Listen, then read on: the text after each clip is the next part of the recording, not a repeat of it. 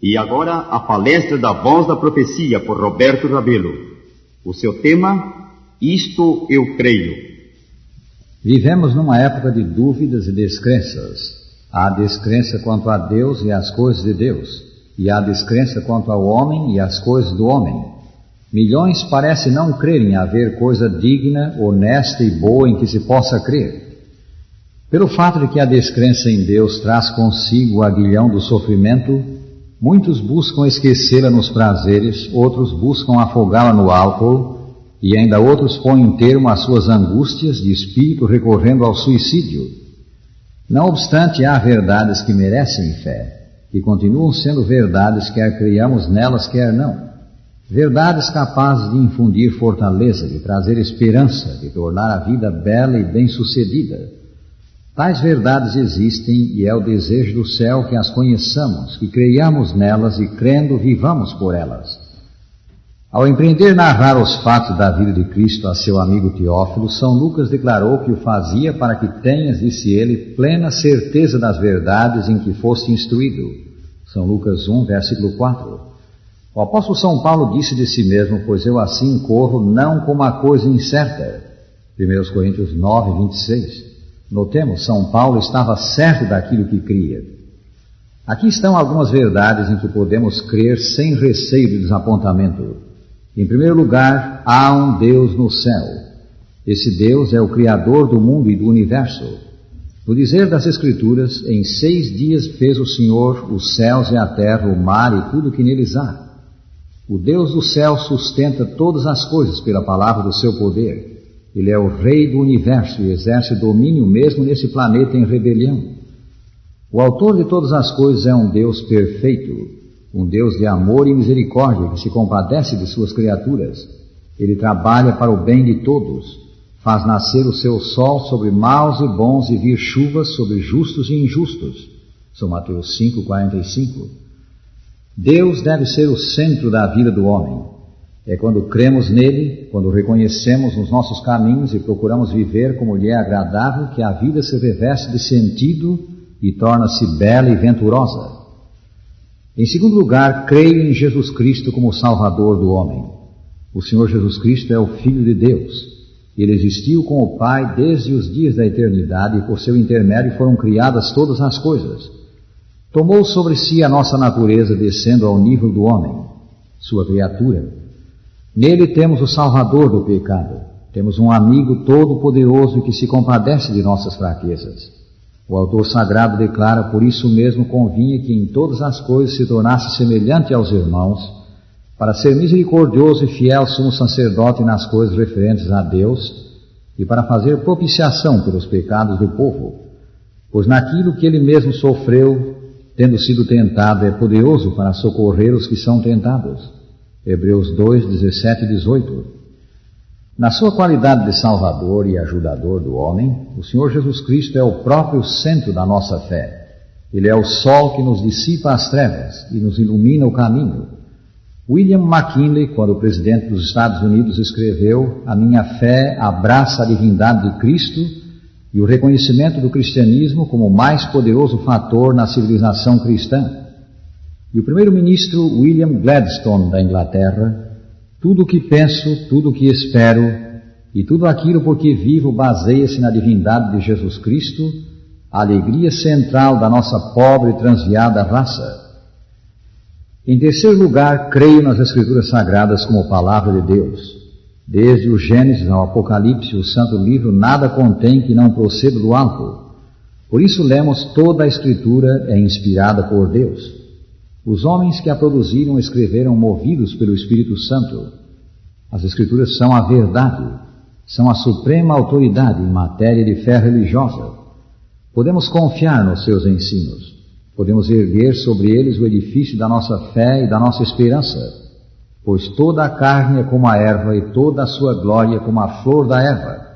Seca-se a erva e cai a sua flor. A palavra do Senhor, porém, permanece eternamente. 1 São Pedro 1, versículos 24 e 25. Em quarto lugar, creio no reino de Deus como alvo para o qual se move a história. Os males do presente não existirão para sempre. Haverá um fim do mal e o bem voltará a reinar. O mundo atual vai passar, desaparecerá esta ordem de coisas. Deus tem coisas melhores para os que nele esperam. Pois eis que eu crio novos céus e nova terra, e não haverá lembrança das coisas passadas, jamais haverá memória delas. Isaías 65:17.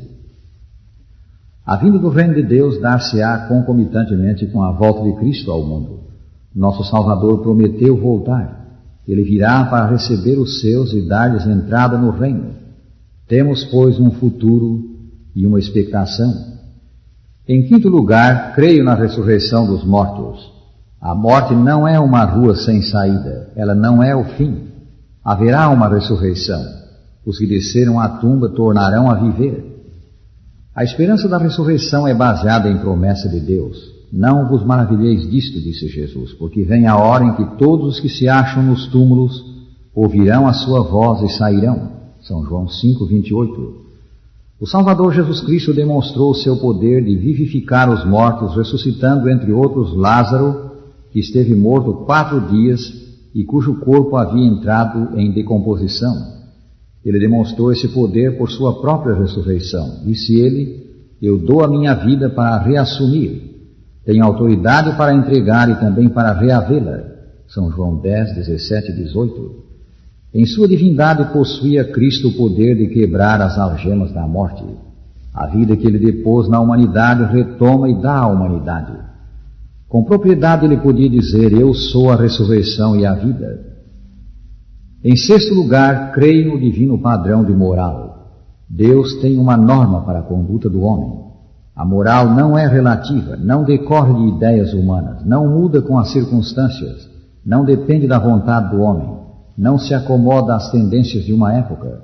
Ela é sempre a mesma em todos os tempos e sob todas as circunstâncias, porque emana do Deus que é o mesmo ontem e hoje e eternamente. O padrão de conduta de Deus são os 10 mandamentos. Falando deles, São Paulo diz: a lei é santa e o mandamento santo e justo e bom. Romanos 7:12. Notemos o que o divino padrão requer é justo e bom. Por isso a Escritura diz: de tudo o que se tem ouvido, a suma é: teme a Deus e guarda os seus mandamentos, porque isto é o dever de todo homem. Eclesiastes 12:13. Ao moço que lhe perguntou: que farei eu de bom para alcançar a vida eterna? Jesus respondeu: se queres entrar na vida, guarda os mandamentos. São Mateus 19:16-17. Vale a pena comparar a vida com o divino padrão, frequentemente, mirar-nos nesse espelho da alma. Encontramo-lo no 20º capítulo de Êxodo. Lembremos, porém, que esse santo padrão, embora aponte ao elevado alvo da vida perfeita, não comunica virtude para o alcançarmos. Essa virtude tem-na e deseja dar-nos o Salvador Jesus Cristo.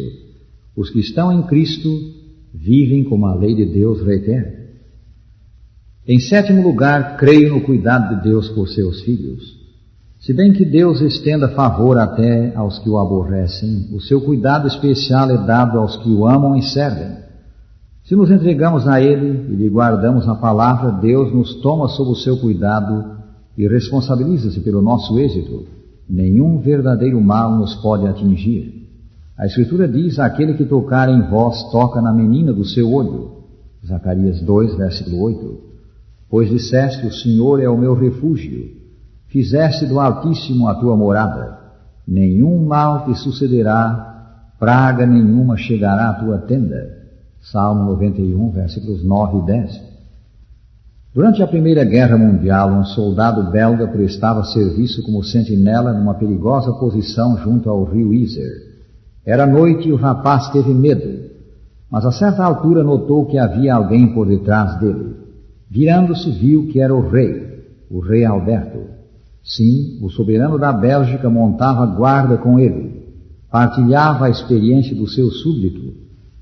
De igual maneira, Deus está conosco em toda a hora difícil. O Senhor está conosco em todo o tempo.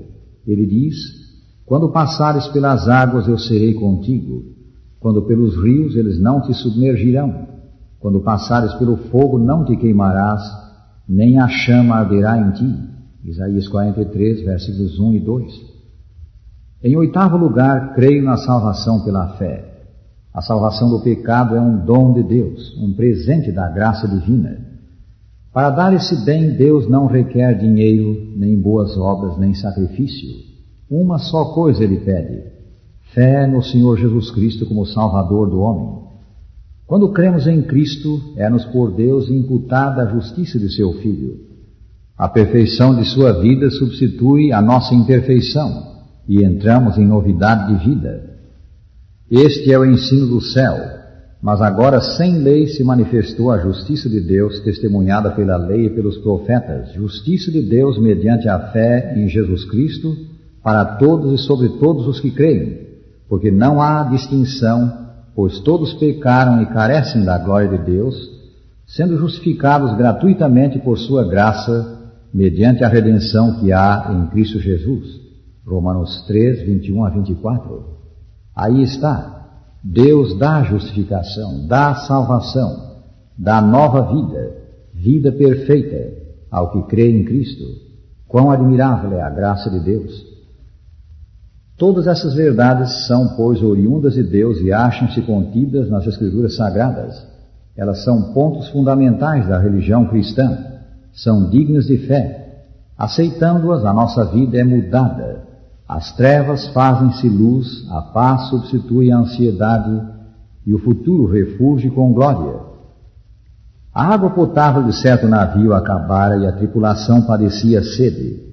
Ao passarem por outro navio, os homens de bordo fizeram sinais semafóricos pedindo água. A resposta foi: arrei nos baldes. O navio navegava em frente à foz do Amazonas. Com abundância d'água doce ao seu alcance, estavam os homens a sofrer sede. Dá-se-á o caso, rádio ouvinte, de em face dessas verdades estares cercado de trevas, angustiado, sem esperança? Se é que sim, põe a tua fé nelas agora, e elas te farão a vida bela. Pois deveras podes dizer com convicção: isto eu creio. Creio em Deus, Criador dos céus e da terra. Creio em Jesus Cristo como Salvador do homem. Creio nas Escrituras Sagradas como a Palavra de Deus. Creio na vinda do reino de Deus. Creio na ressurreição dos mortos. Creio no divino padrão de moral. Creio no cuidado de Deus por seus filhos. Creio na salvação pela fé em Cristo. Sim, amigo, e se crês nessas coisas, se crês que Cristo salva quem nele crê, por que não buscas agora o mais precioso dos bens, a salvação da tua alma, apegando-te com fé ao Divino Redentor? E agora dizemos: o Senhor te abençoe e te guarde. O Senhor faça resplandecer o seu rosto sobre ti e tenha misericórdia de ti. O Senhor sobre ti levante o seu rosto e te dê a paz.